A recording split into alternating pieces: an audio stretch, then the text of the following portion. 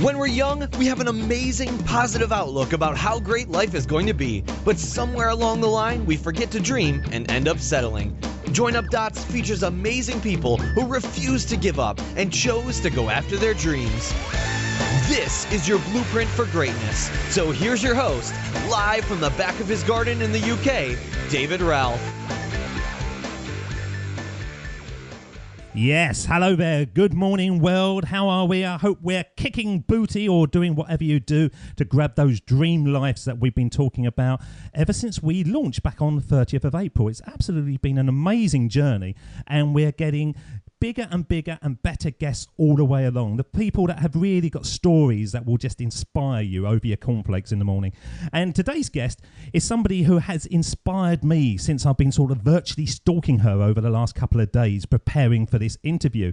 She's a guest who's really an amazing lady who has over the last few years become a real online mover and shaker whilst playing the game on her own terms. She has the hustle muscle working all over her body and has over the last few years, since leaving her hometown in New Zealand, taken such consistent action. She's in a place that so many people would like to be in. In fact, she's in many places that people would like to be in, as due to her drive, she's become a travelling entrepreneurial powerhouse, building a thriving online business whilst on a mission to ensure 100,000 entrepreneurs create freedom in business and adventure in life by 2022. Literally living out of her suitcase for years on end, she has balanced this amazing ability to find stable Wi-Fi wherever she goes, whilst also finding an adventure in every corner, from becoming a world record holder at Dragonboating to body sculpting to winning countless online awards. It seems to me that everything she has achieved is by having the guts to step out of her comfort zone on a daily basis. She's taken on obstacles and challenges which were never guaranteed stepping stones to success, but still wanted more and more. But as we see time and time again in our success stories, that ability to go into the scary zone is the best way to take you onto greater and greater levels of achievement. So I'm delighted to see her doing so well, and of course delighted to have her on the show. So let's bring her onto the show to start joining up dots, the one and only suitcase entrepreneur, Natalie Sisson. How are you, Natalie? I feel super awesome after that wonderful introduction.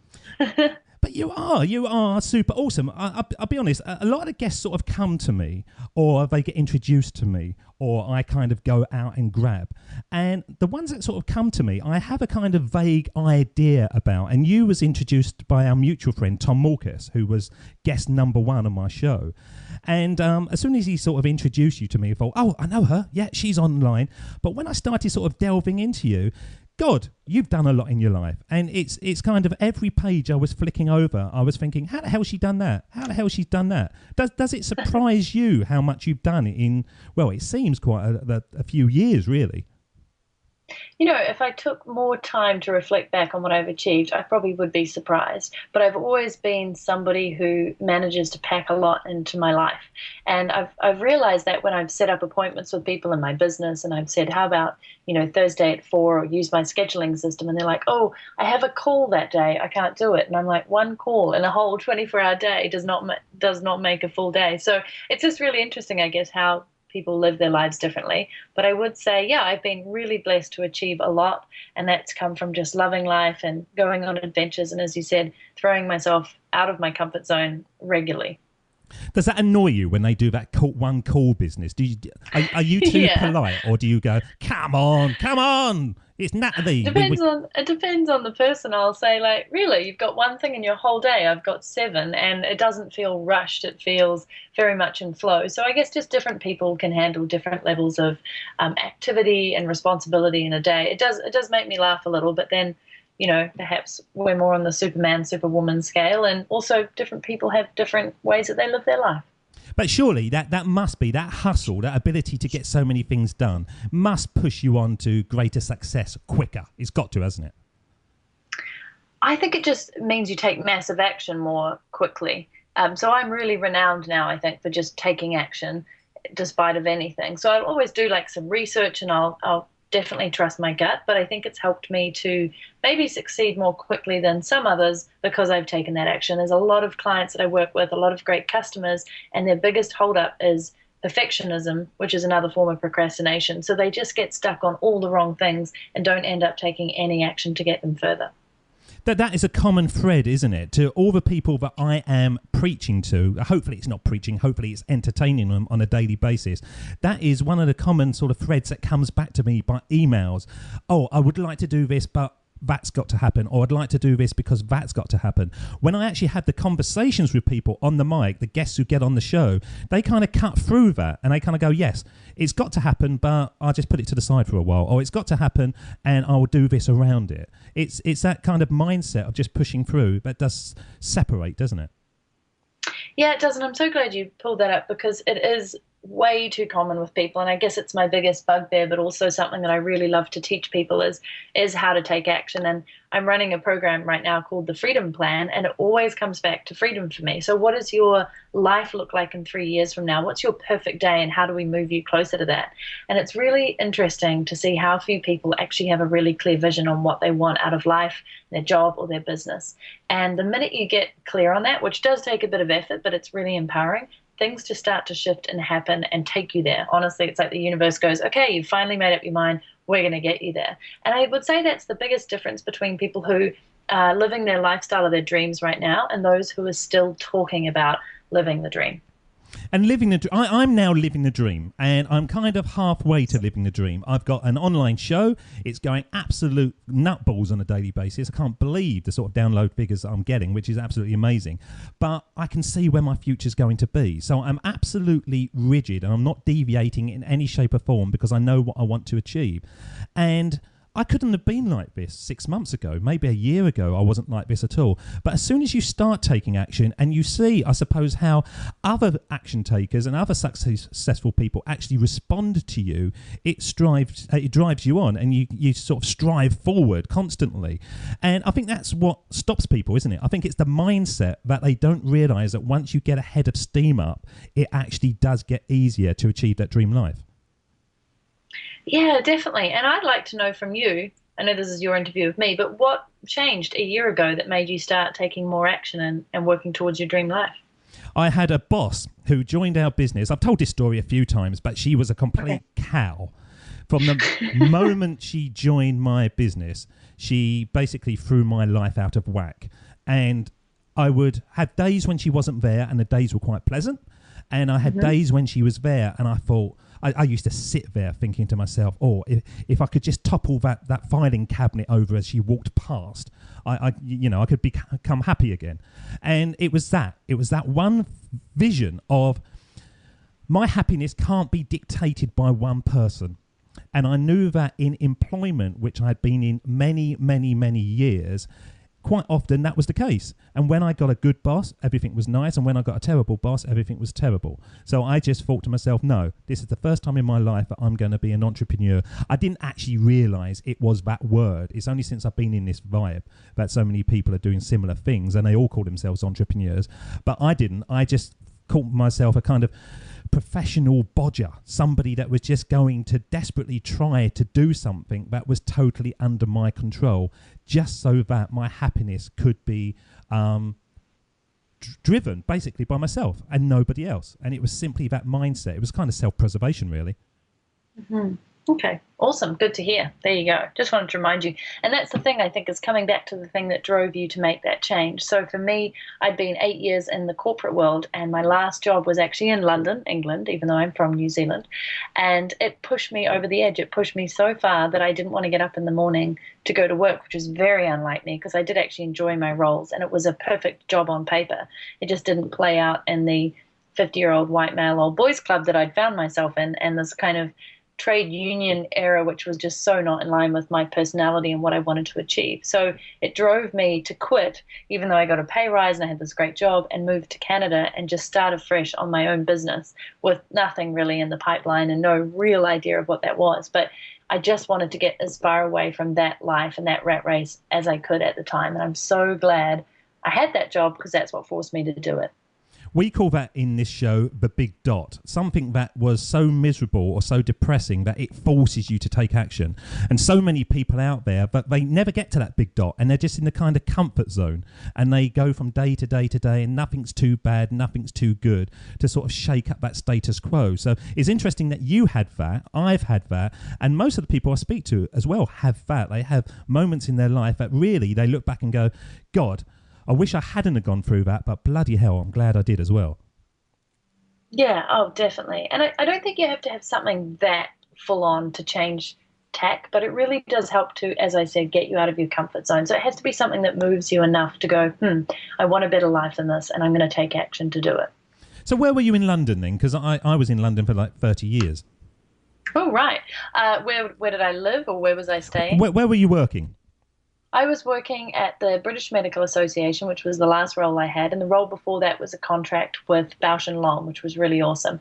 And both of them involved travel, but the Bausch & Lomb contract saw me going all over Europe because I was heading up EMEA, Europe, Middle East, and Africa. So I loved that, and just seeing how different cultures worked in and how they worked with their clients and the things that they needed. And I think that really translated when I started my own business to understand the different varying needs of all the cultures and the languages and how people reacted.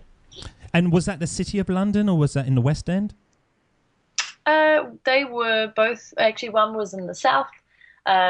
I can't even remember the name of the place right now. And the second one was right down in Tavistock Square, actually. Oh, right. Yeah, I know it well. Yeah. So did that inspire you to start sort of travelling? Because coming from New Zealand, people from New Zealand, people from Australia, they've got to travel, really, haven't they? Otherwise, they just stay in their own country because you're so far away from anything. I'd like to think we're on top of the world, actually, and everybody else is far away from us. Plus, we're on top of the world for Southeast Asia and the South Pacific Islands.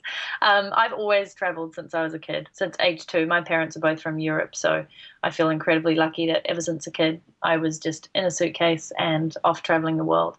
So I was travelling well before being in London, although I think London's a great city for just jumping off and going all over Europe really cheap. And often people want to get out of the city during the weekend anyway.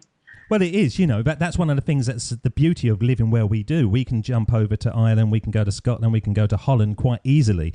But to go to like New Zealand, to get anywhere from there to Australia is, it's 5 or 6 hours, isn't it? How long's the flight? To Australia is like 2 hours, actually. Yeah. So it's not too bad. Pretty easy. And to the US, it's like 11 hours if you go to LA, so it's not far. So where's the place that really rocks you? That obviously New Zealand is home, or maybe it's not home anymore. Do you still class it as home? I still obviously totally identify with it. I haven't lived in New Zealand since 2006. I haven't lived anywhere really. I live in my suitcase. As people pointed out to me today when I was on a ferry, wondering why I was carrying this big suitcase, and I was like, well, it's my life. But I'd say, New Zealand I still strongly identify with. It's where I was born. I love it. I also feel partly related to England and Germany, where my parents are from. I feel like a citizen of the world. I have Canadian permanent residency, and I just feel like I kind of can fit in everywhere and anywhere, and sometimes be nowhere and from nowhere as well. So it's quite an interesting way of living life. A lot of people would be scared of that, though, wouldn't they? That they would be scared not to have a base. They like to have their roots, but you thrive being able to literally put your hat down wherever you are and call it home for a while. Yeah, I do. I think I really do. Although as of next year, I'm going to be basing myself in fewer places for longer periods so that I can hang out with my friends, so that I can get involved in the communities. And, because it takes quite a lot of effort to travel the way I do, and it's not for everybody. I've loved it, but there's also sort of a time limit, I think, to how long you can do that for and continually plan your life, either on the spur of the moment or well ahead, and just always be changing locations. Because what I find fascinating about yourself, as I was sort of looking through your About page and your LinkedIn profile and all those kind of things, is it's not just, you have built a very successful business, to be able to do what you do. Being at home with sort of stable setup would be quite impressive, but to be able to do it where some places you won't even have stable Wi-Fi, does that set certain challenges that sometimes you can't overcome, or have you become better at being able to find the way of structuring an online business literally wherever you are? Yeah, thanks for acknowledging that, because I think it's probably one of the most challenging ways to build a business. And I'm often surprised at how successful my business has become. I'm sure it's a result of my brand and the way I live my life, but also I'm often quite amazed that I've managed to make things happen. So I've just become really good at expecting the unexpected, even when I've planned in advance to have stable Wi-Fi or a quiet co-working space or a room or somewhere to work from. I also know that most of my clients know just to be flexible around timing and meetings, and that even though I'll have my best intentions to make a coaching call or to turn up to something, there could be a flight delay. There may just be something that's making me unable to do that. So I think people have become really respectful of that. And yeah, I really like the unexpected now and dealing with the challenges. I've had my fair share of no Wi-Fi, no quiet spaces, no tech support, no decent infrastructure. And there's ways that I've built my business around that, like knowing that Monday and Tuesday are my interviews and coaching call days. So those are the days that I need to have secure, good Wi-Fi. Not getting too worried when my podcast has sounds in the background like birds or cars or trains or whatever, because that's part of what I'm doing and where I'm living. And then just, as I said, sort of being a little bit more, actually developing a lot more patience than I ever used to have around things not going my way, and just sort of, as I said, being prepared for whatever. Which is another stepping stone to success, isn't it? You know, so many people base success and failure. They will look back on their life and go, oh, that didn't work. But you're kind of dealing with those more often than not when you sit down to do something and it wasn't quite there. So you find that agile mind to sort of work your way around it. Yeah, definitely. And you know what? For some people, they may find that really challenging, but I like change. I embrace it. And I think you have to adapt to it and get used to it. It makes life much more appealing when you're not in control of everything. And I think it makes you much more resourceful and open to opportunities that may come along that you've never even considered. So there's always benefits. And what kind of opportunities do come your way? Can you think of one recently that was not on your radar at all, but now you think, yes, really looking forward to that? Yeah, I mean, yes, all the time. But I just say interesting opportunities. I was just up in Whistler and I got to stay with a fan of my podcast who I normally wouldn't take that chance, but her boyfriend had organized it. She was super surprised. It ended up being a really lovely couple of days, staying with her, meeting great people, enjoying the lakes and the outdoor area up there. Just a beautiful place. And it's just being sort of open to more things like that, meeting people around the world. And you never know which people you meet will be in your life for a long time, how they'll influence it, how you'll influence theirs. Other opportunities just sometimes have led to crazy things like speaking at odd engagements around the world, or going to a new destination that I might not have considered. So I can't even put my finger on how many, but there's just been so many cool incidences that have worked out really well, from having my Suitcase Entrepreneur community and my book and just getting to meet people in person and be a part of their world. So when you say that you live from your suitcase, you really do. You basically take it from town to town to town, and you end up staying with people that you've never met before. Well, no, that's a little bit less common. I've only done that a couple of times when true fans and tribe members have actually reached out. But no, I will stay in Airbnb, I'll rent apartments, I'll stay in hotels, bed and breakfasts.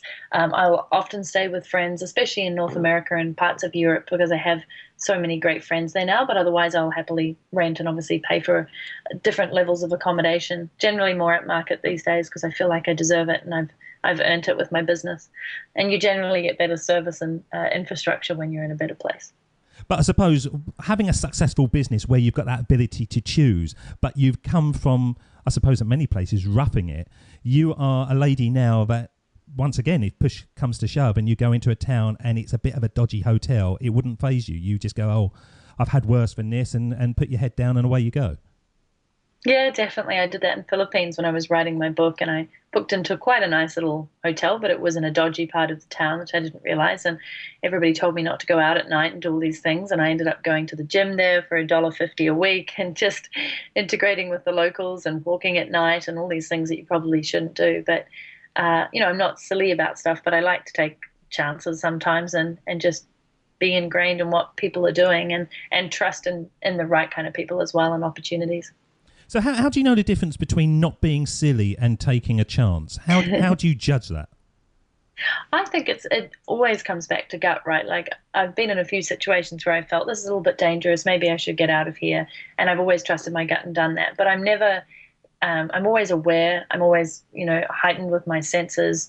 I hold myself with confidence. I'm quite tall, so I walk in that way. It tends to make a lot of difference when you're in areas that are less than ideal. I don't put myself in silly situations normally, and I will always just kind of have, security backup plan. Don't carry all your credit cards with you or your passports, and keep things in different places. And I really learned a lesson on that last year in Vietnam, where I got off a bus and somebody went screaming by on their scooter, which is what they do over there, a motorbike actually, and ripped my laptop bag handle off my hand, and it was actually attached to my suitcase, which I'd done just kind of as a bit of a loose safety precaution.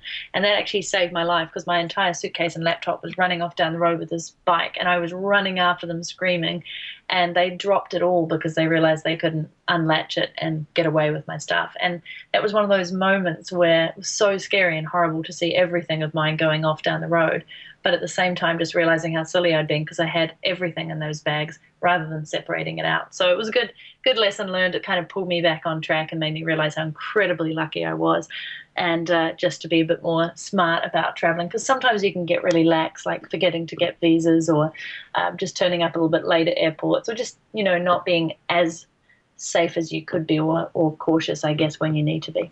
And are your parents still around, Natalie?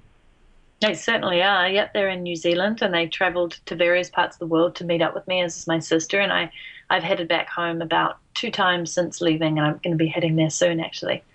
So does it not? Because I'm a father of 4 daughters, and if I was sitting here now listening to this podcast, hearing that my daughter was in a street and her bag got snatched and all that kind of stuff, I think I'd be a bit freaked for her. Yeah, I mean, they're really good. They're the best parents in the world. I adore them. They're so great about just saying, do whatever you want in life as long as you're happy and you love it. So I think they're really proud of me and what I've achieved. And I'm sure they'd love me to be home more, and I'm sure they'd love me to not be gallivanting off. But they know I've got a sensible head on my shoulders, and I've been doing this for 4 years full time and traveling the world since I was young. So they've really set me up pretty well, I think. And I like the challenge of it. So let's take you back to that time when you're in New Zealand. No, actually, we'll go back to when the job in London was a bit rubbish, and you decided to go to Canada. And did you share your sort of your mindset with anyone at that time? Was there anyone there going, "Oh, Natalie, no, just leave it a couple of weeks and it'll calm down," or was it something that you was just dealing with on your own? Oh, almost all my friends thought I was crazy. They were like, "Wow, you're leaving this great job and this pay rise," and I just invested in a property with a friend in London. And the fact that they thought I was crazy and that maybe it was a mad decision just made me even more determined to do it, and that it was the right move, because anything else would have been playing it safe. And I just knew that I didn't want to do that anymore. I was just so kind of fed up and needed to take this break for myself. So no, friends they thought I was crazy, but at the same time, I think they were pretty supportive. And that was one thing I lacked initially on moving to Canada, was a firm group of friends or mentors or other entrepreneurs who had done this for themselves, which I found pretty quickly. I went to a lot of networking events, but I find that invaluable now, is surrounding yourself with people who have been where you've been so that they can actually advise you, rather than people who will never do what you want to do and are scared by it, and they basically project their fears onto you, which is often your family and closest friends, and it's lovely that they do that, but they're not always the right people to talk to when you're wanting to make a big leap. It is one of the themes, once again, it comes out in every episode, that all the successful people either have coaches or mentors or support group. And it doesn't matter if they are virtual ones or real life ones. It's so important, as you say, to surround yourself. And I think that's one of the things that roots people to where they are. When they share dreams with the person who's sitting next to them in their office, more often than not, they will scoff. And they will go, yeah, you say that. I bet you 2 years you'll still be sitting next to me. And they don't have that kind of support group to say, yes, go for it, Natalie. Just go for it and see what happens. And, if worse comes to worse, you can always come back to London and get a job, but you've got to try it. And so I think you were lucky to have a support group round you that kind of knew really who you were and what you was going to become. I think, well, my friends knew who I was and they embraced it and they thought it was cool. They didn't necessarily think it was a great idea. And when I got to Vancouver, I really knew nobody. So that was me just sort of dealing with it and going, this is what I want to pursue. and this is very important to me. And from there, I think I attracted the right people in who were like, yeah, you should be doing this, go for it, etc. So I think there was this a lot of it was under my own initiative, spurred on by, I love proving people wrong, and I hate authority. So when people kind of say this isn't a good thing, or maybe you should just do the normal thing, that spurs me on to do it. So there's a combination of good people and also my own determination. So where do you get all this kind of attitude from? Because I'm writing these notes down that you love not being in control, which most people would love being in control. You love proving people wrong, and you don't like authority. Is that a kind of parental thing? Is your mum and dad like that, or was it something that you saw as a kid? It's not that I don't love control, but I think I'm just good at being able to be flexible. So obviously you have to have a certain amount of control to run a business in your life from a suitcase. I think my parents are very giving and loving and open-minded. And in some ways my mum is a little more conservative and risk-averse. So perhaps through that I always used to sort of push away from that and see what I could do. My father's very open-minded and likes to try new things. So I probably took the best from both of them and combined it. And I'm just driven by this desire to live a really, really good life, and that's often not a conventional one. So I'm not sure when it started becoming even more strong within me, but having my freedom fighters in my community and building my Suitcase Entrepreneur brand has definitely enforced it even more. I tend to love to live up to those values as much as I can. I'm going to play some words now, and this is a speech that Jim Carrey did recently, and I think it says a lot about what we're talking about here. So this is Jim Carrey. My father could have been a great comedian, but he didn't believe that was possible for him. And so he made a conservative choice. Instead, he got a safe job as an accountant. And when I was 12 years old, he was let go from that safe job. And our family had to do whatever we could to survive. I learned many great lessons from my father, not the least of which was that you can fail at what you don't want. So you might as well take a chance on doing what you love. Now, that could really be in your voice, couldn't it? Yeah, but I probably don't have quite as many facial expressions as Jim Carrey. Yeah, definitely. I mean, what are we waiting for? I absolutely love Yoda's saying, and I always think about it whenever I may be stalling out on something, which is do or do not. There is no try. And that's pretty much how I live my life. So I love that Jim Carrey message. I love a lot of the TEDx speeches that I listen to and the presentations. And ultimately, it's about knowing that every single minute of your day is up to you on how you want to live it. And to choose life now rather than deferred plans is a really smart way to live, even if it seems a little bit in the moment and scary for people, because you've only got one life and it could be gone tomorrow. I love you, Natalie Sisson. I like everything that you're saying. That there's so much. I'm not in the same place as you. I'm kind of quite behind you in many ways, but there's a big vibe of what you're talking about that I'm thinking, yes, I can already feel it in me. I can already feel that I want to prove people wrong, and I want to build something that's bigger than me. And you're doing that, aren't you? You're doing something, just to ensure that 100,000 entrepreneurs create freedom in business. That's kind of mind-blowing, because you start off in Vancouver, you got a laptop and you got Wi-Fi, and if you're like me and like most people, I suppose, you basically lift up your laptop and you think, what shall I do? And it kind of takes a while to actually find its theme. And I would imagine the Suitcase Entrepreneur brand came a little bit later, because that seems too perfect as well. Did you come up with that idea first? Or yeah, it does seem too perfect, doesn't it? Yeah, no, it was actually, my blog was called Woman's World with a Z, so NZ woman kind of thing. And it was all about, being the ultimate resource for female entrepreneurs, which is obviously a massive target market and not a great niche because it's not defined. And about a year into it and telling people what I did, I help people build online businesses from anywhere and have a great lifestyle and do it from my suitcase. And I just got kind of tired of answering the same questions. Where do you live? In my suitcase. Ooh, how does that work? And finally, I was chatting to a guy at a conference, a blogging conference, and he said, oh, so you're like a traveling entrepreneur? And I was like, yeah, I guess so. And he said, so you're like a suitcase entrepreneur? And I was like, oh my God, that's it. And he's like, buy the domain name. And I was like, I will. And everything kind of came from there, just in terms of clarifying everything that I was doing and my messaging and the copy and the themes that I wanted to talk about in my blog and my podcast and my videos and the community that I wanted to attract. So yeah, I would say it was a whole year of just kind of not waffling about, but writing inspiring articles, but very broad and not speaking to one particular audience before I started really honing in on and changing that brand. And from there, it's grown in leaps and bounds because I finally had a real focus and definition of who I was going after and who I wanted to help and impact. So what you're saying and what I'm saying to everybody out there is it doesn't have to be perfect to begin with. You just need to do stuff. And little by little, things will come out of the woodwork and things will change. And you'll get better at doing it, and the blog will get better, or the podcast will get better. But at the beginning, no one's going to notice it anyway, because no one is going to be sitting there waiting for David Ralph to release his first podcast, or Natalie Sisson to put her first couple of words onto a blog. So you can make mistakes in the early days, can't you? And as long as you're taking that kind of consistent action, and you've got a kind of vague idea what you want to achieve, it comes together quite quickly. And when it does, it's like, wow, why did I never see this before? This is so me. I should have just known this. Yeah, exactly.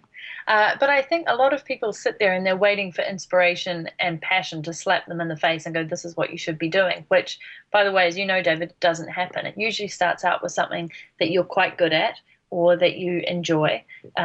Sorry, actually, it's what I call the sweet spot. It's not my saying either, but that intersection between what you're good at, what you enjoy, and what people will pay you for. But I think a lot of the time people think they have to be madly passionate about it. They have to be an expert in it, and then people will pay them, which is not the truth at all. And, you know, the Suitcase Entrepreneur brand wasn't something I was madly passionate about. I was just living my life by my values and starting to find my voice and starting to be able to help people. And as I got better at it, I became more passionate about it, and people got more results and they loved it more. And then it became this kind of role where now I just adore it, and I get to make a huge ton of impact and work with great people, and I get well paid for it. And I've worked really, really hard for that. But it doesn't just come along one day and slap you in the face, which is what I kind of thought it should do.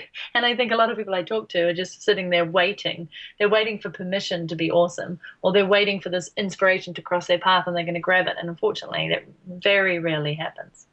I was sitting at my desk, and this is when I quit. And the story is back on episode 1 if anybody wants to go back and listen to it. But when I decided that I was going to quit my job, the only person that I thought might respond to my leap of faith was Tom Morkis. And I'd never met him. I'd only ever read his blogs, and I'd listened to some of his podcasts. But I kind of... I got him somehow. Out of all the blogs in the world, I just kind of got his. And I used to look forward to when he actually presented something new to the world.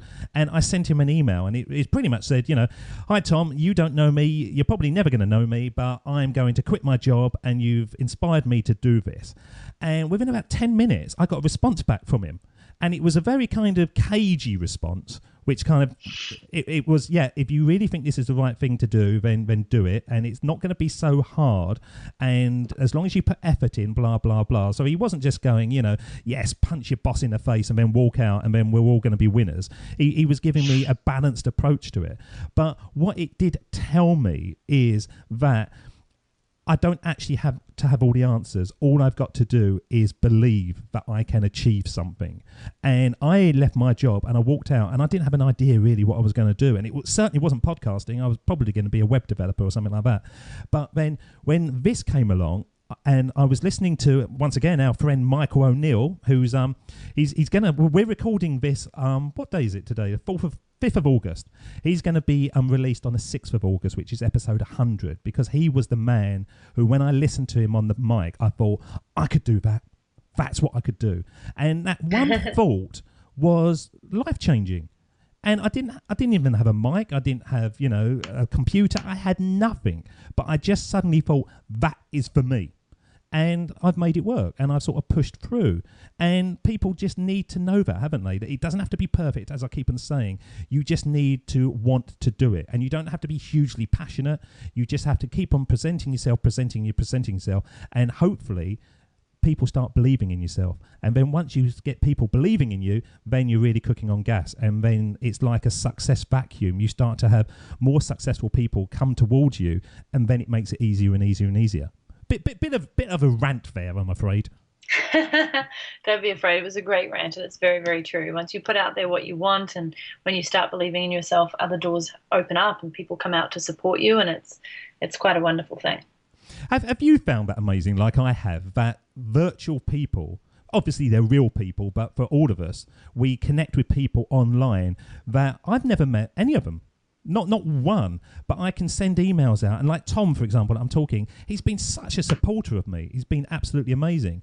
And I could count on, all my hands and my feet, the amount of people that are ready to support me, plus.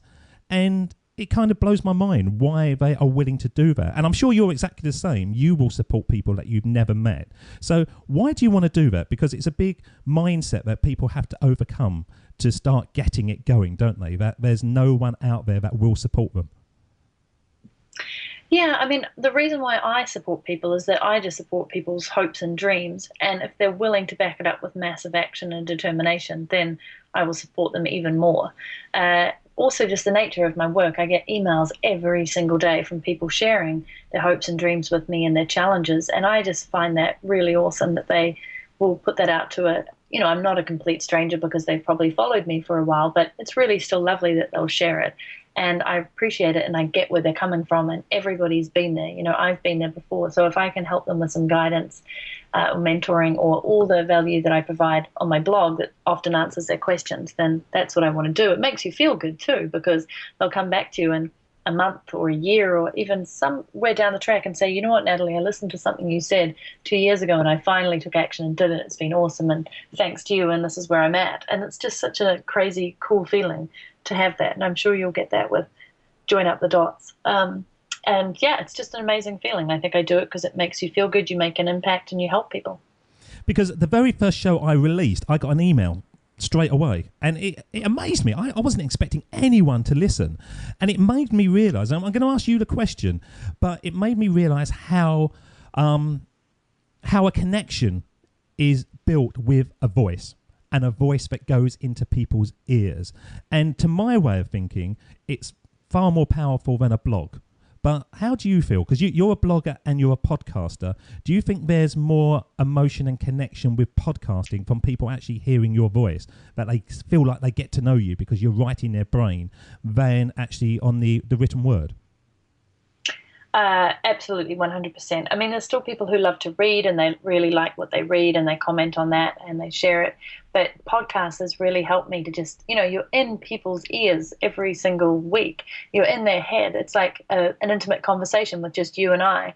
And your listeners. It's awesome. And so I get a lot of people who think that they probably know me through that, which I appreciate.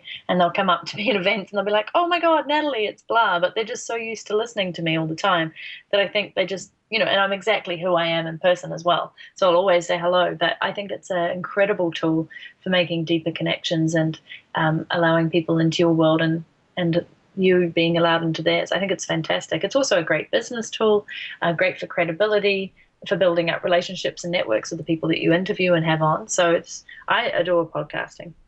Because you're great at it. I've listened to quite a lot of your podcasts, and what's the nicest way of saying it? It sounds like you don't know you're recording, which is, I don't know if that's what you're aiming for, but it sounds like you're just having a conversation and it's not really an interview, but you're getting those nuggets out of people. Was that how you structured it?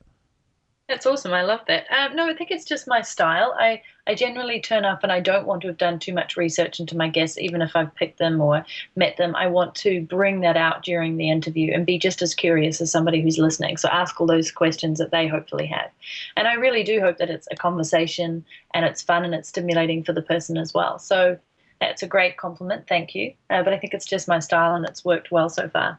And was it your style? Because I didn't listen to episode 1, I must admit. I must have dipped in about episode 20 or something onwards. But was it your style straight away? And when you listen back to episode 1 and 2, is it what you are now? Or was it a sort of diluted version of yourself? I think it was just I'm getting to know podcasting version of myself. So I think it was still me. Since then, I've probably injected way more humor and some quirks and just, become a little bit more loose, I would say, around things, had a bit more fun with it. And when I first started, it was really just getting to know the medium. I was probably a bit more nervous with guests and I'd research a little bit more. But my style has always been off the cuff. That's how I think best. That's where my magic happens. And so I run with it. Like there's not that you don't want to change your style, but I've improved on it and just continued to get better guests, become a better interviewer, I'd hope, and understand what sort of my audience really wants to listen to.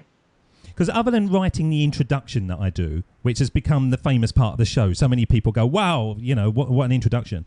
I don't have any questions at all. I just have the words of Natalie Sisson on a bit of paper, because I believe the way that you do it is right. And I hear so many shows where not only are they asking questions, you can hear it, but they're asking the same questions every show. And you kind of think to yourself, why do you do that? You know, boring. I mention a lot John Ledumas, because John Ledumas is like the benchmark for all podcasters, because he's taken a podcast and he's built a business around it, and a bloody successful one as well. So if anyone's getting into it, I think a lot of them want to be him, and they just think, I will replicate that format and then I will be a success. But it's because he's being who he is, isn't it? He's playing to his strengths, and you doing what you're doing, somebody coming along, ticking all the boxes and going, right, okay, Natalie does this, Natalie does that, I'm going to do that. It's not necessarily a given that you're going to be a successful. You're much better off to play your own personal strengths, don't you think? 100%. That's why I love Oscar Wilde. Be yourself, everyone else is taken. 100% be yourself.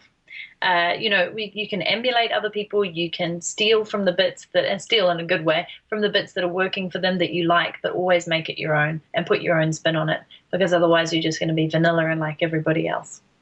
Can you see yourself? I'm going to play the words of Steve Jobs in a moment. And can you see now how you got here? Or is it kind of a murky midst of time that you kind of vaguely know that this led on to that and it's just action that has got you to this point? Or do you have firm dots, firm stepping stones that you can say, yes, because of the job in London, I went to there, and because of that, I went to there, and because I went, and here I am now? I believe it's a combination of both. Like, if I really look back, there's some clear dots that were part of my expertise and previous jobs and things that I did and the way that I lived my life that led me to take the opportunities and the decisions that I made. Some of that was luck, preparation, meeting opportunity, and some was making things happen. But yeah, if I really look at it, I think I've probably always been on this path. I just wasn't always clear on exactly what it was or how it looked. That's exciting, isn't it? Yeah. And I don't think you should always have the answers like a lot of people seem to think, and you shouldn't have it all worked out before you get there. So I'd love for people to know that as well. Well, yeah, because as you said earlier, you get opportunities when you are not looking in the right direction, because you're just not as focused as you should be, or you're struggling to do something. But once you do get past that struggle phase, and that's what I'm finding now, the first maybe 3-4 months of this show, and I go out 7 days a week, and there's no one helping me at all. It's just me doing all this. And it was absolute killer. And people were saying to me, who I used to work with, you look terrible. And I used to say, yeah, but once I get to the point where I want to be, things will get easier. And funnily enough, it's still me now. And I don't know if it's just that I've fine-tuned or I've got better at it, or it's not taking me as long to do certain things. But things have got easier and things have got more streamlined. And so you can sort of move through those dots of life. And even if you're not sure what dot you are on, you look back and you can go, yes, I'm here now because of that. And it wasn't really the dot I was planning to step on, but I can see how it worked out. Yeah, very much so. Well put. I'm very ranty tonight, Natalie. I'm not sure what's come over me. Well, it's good. Well, let's play the words of Steve Jobs, because he said this theme quite well, and we play it every show. So this is Steve Jobs. Of course, it was impossible to connect the dots looking forward when I was in college, but it was very, very clear looking backwards 10 years later.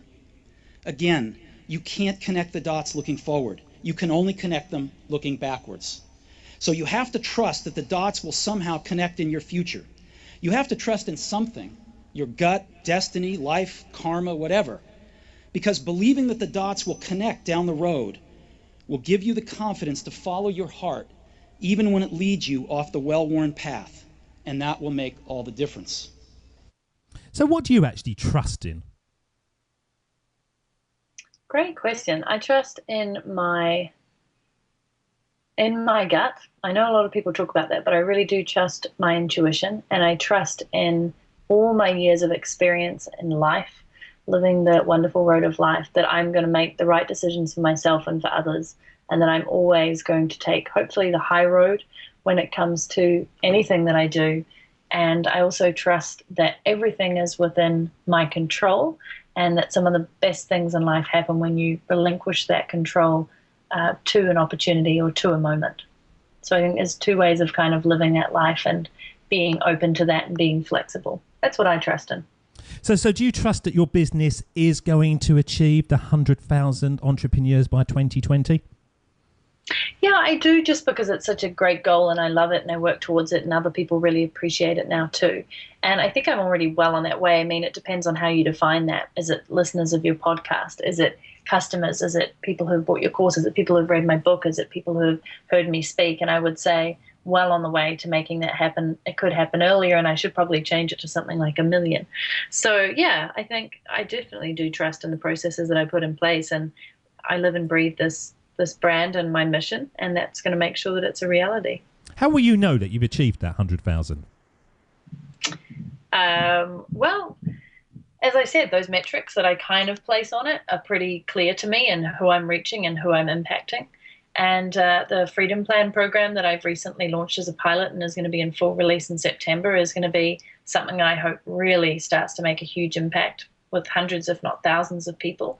And then you can't even begin to imagine the people who talk about the work that you do. So people who talk about your podcast. And I know a lot of people are referred to me now by interviews or things they've read in my book, or other people who speak highly of me, which is amazing. So I can't even kind of begin to ironically join the dots on how many people my message may have reached.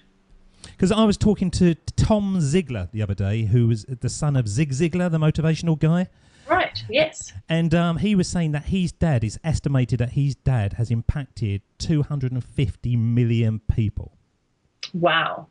Now, that is kind of, it's like being Jesus or something, isn't it? Yeah, it is actually. 250 million people. And I said to him on the show, I said, do you think your dad was a bit freaked by it? Because one of the things that I'm striving on this show was I was striving to get 2,000 listeners. And once I got 2,000 listeners, it kept on just going up and up and up. And I had this moment about 2 weeks ago that I was sitting with my wife, and I suddenly thought, is this getting too big for me? Am I not able to handle it? And I don't know why, because logically I'm doing exactly the same thing that 2,000 people getting a value from than 100,000 people. But in my head, it was suddenly like, oh my God, this is getting too big. 250 million would blow my mind. But you're quite comfortable with the 100,000, and you're already thinking of pushing it out further and further and sort of growing that. So is that just a natural confidence that you build up from being into it a while? And because I'm quite young in this game, I'm still having those moments of doubt. Yeah, I think exactly it is. I mean, even a couple of years ago, even 18 months ago, I'd still have doubts about who am I to do this and where is this going and how much effort am I putting in. And then you have those great days when people come to you and they say your work is life-changing, you've inspired me to do this, and it makes it all great and you want to carry on. So I think, yeah, it's something you should always push. You should always push past your boundaries. You should celebrate the successes and all the wonderful things you're doing. And then you should also go on and say, well, how else can I make an incredible impact here, or what else can I do to really live this life and make a difference? So yeah, I think you should always be pushing, not in a way that pushes people away, but that brings you out the best in you. And yours is the incredible life, isn't it? You know, in the introduction, I was talking, you're a world record holder at Dragonboating, and you kind of think, once again, how did that happen, especially in the English Channel? Now, I've been on the English Channel, and it's the busiest waterway on Earth or something, and so being on a little dragon boat, pounding along with the theme tune to Hawaii 5-0 or something in your head, that must have been pretty frightening. Actually, I don't think we had any music. We were, listening to our helm saying, power of 10 and 3, 2, 1, and watching these massive ships coming through there, absolutely speeding. We were just this tiny, minutiae boat. So, yeah, I definitely, it was a really exciting time. We trained pretty hard for it, and it was a team effort, which was fantastic and something I'll always look back on with fond memories. And I will be taking you back in time in a moment, but the weirdest thing you did, because you are a very attractive lady, no doubt about that, but when you did your body sculpting, it's a kind of strange look. Was that something that you was into at that time, or was it the process of actually doing it? Just the fact that you're in the pictures, your face is white, but your body is as brown as a bear, is a kind of strange thing for a woman to do. My face was actually brown, but the lights on stage just make it look really white. Oh, right, okay. And yeah, it's definitely a strange thing to do. I just did it once actually to prove to myself that I could. Once again, I was just fascinated by it. I mean, it's a strange, odd sport, if you can call it a sport, but it does get you to supposedly what is the best shape of your life, where you're just lean as anything and your muscles are in alignment, and that's you, and you're basically your body at its leanest and supposedly most fittest. I'm saying supposedly because it's not always that healthy, but it was just fascinating for me to get disciplined and create that and see what my body was capable of and how lean I could look. And it was an incredible journey, 9 months of a lot of difficulty, a lot of chicken and broccoli and tons of training. And I'm really proud of it. And I won my competition and I'm really proud. And then after that, I was like, right, no, there's no way I can limit myself to this kind of way of living and the things that I had to give up. But fascinating journey and great kind of achievement, really. So yeah, I just like to go on interesting adventures and challenge myself. And did you feel attractive at that stage? I felt attractive about 3 months before that, probably in the photos you're looking at, where I was a little bit more feminine still and I had more meat on me. And I was just feeling really fit and lean and healthy and just full of energy. You kind of tend to lose energy near the end because you're not eating enough.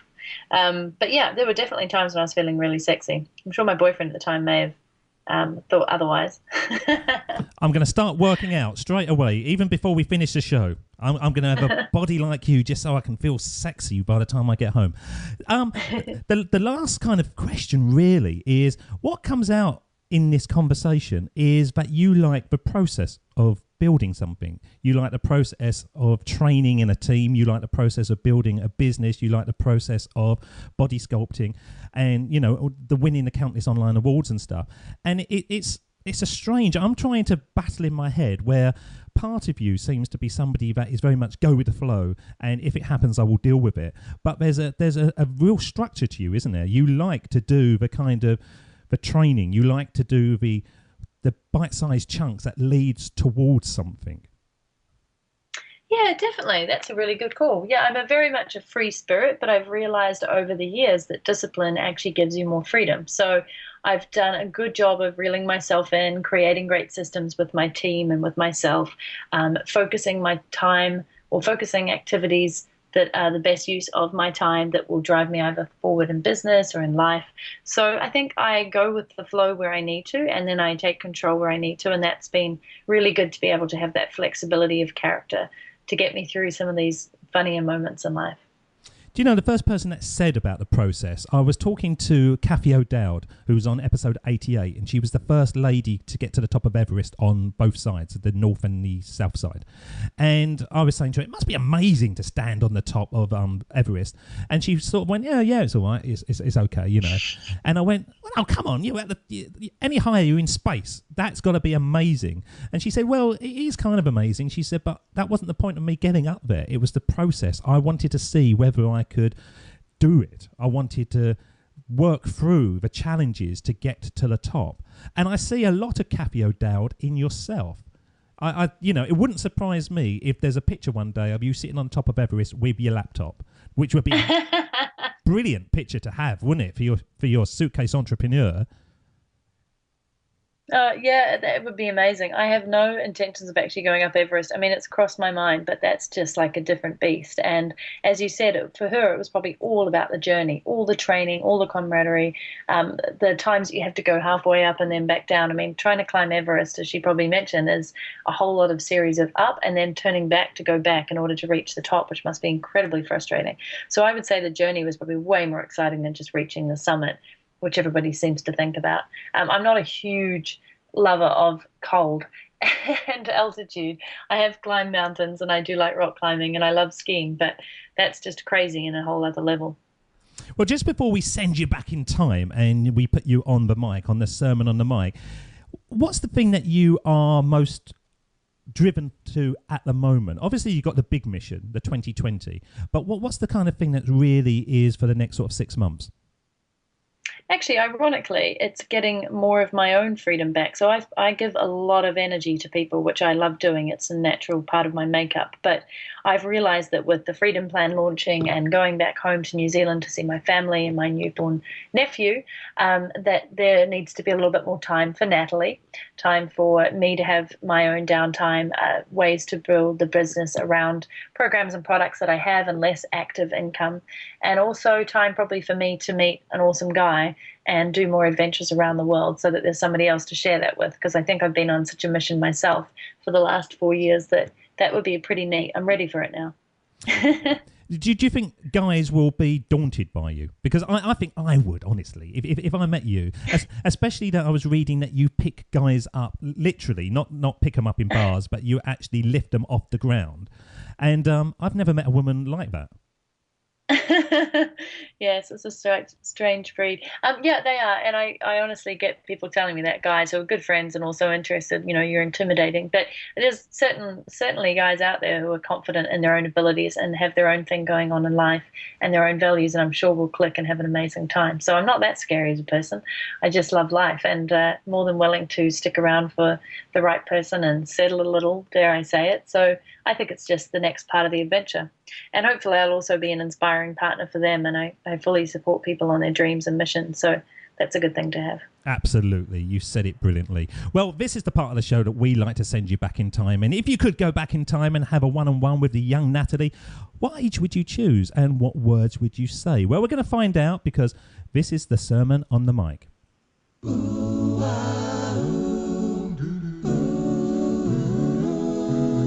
Here we go with the best bit of the show, the Sermon on the Mic, the Sermon on the Mic.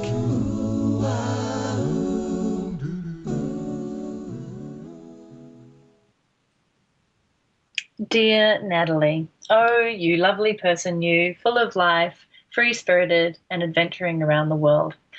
Make time to stop and smell the roses, which you know you love to do, but continue to do that throughout your life, because you need to live in the present moment. You have big dreams and big hopes for yourself and for everybody else, but don't forget to give energy and time to you to recognize your own dreams and to enjoy the moments every single day. They call it a present for a reason, because it's a gift, and don't forget to just focus in on that. Make sure to let people into your life and let them help you. We know you're independent, but helping people and having people help you will only allow you to succeed in every single aspect of your life and business even more. Be kind to yourself, be grateful for what you have, and make time to spend with your important friends and family always, because those people will be with you for life.